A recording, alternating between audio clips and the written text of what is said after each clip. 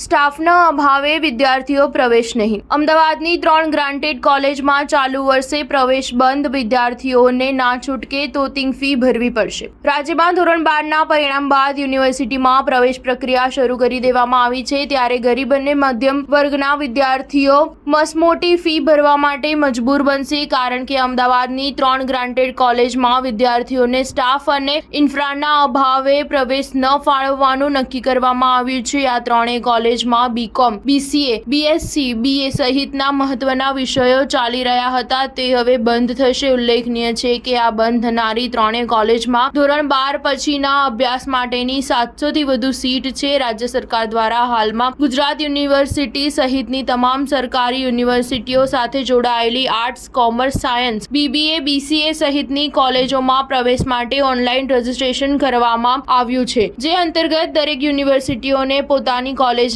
બેઠકો સહિતની વિગતો જે તે યુનિવર્સિટીની વેબસાઇટ પર મૂકવા પણ શિક્ષણ વિભાગે તાકીદ કરી છે.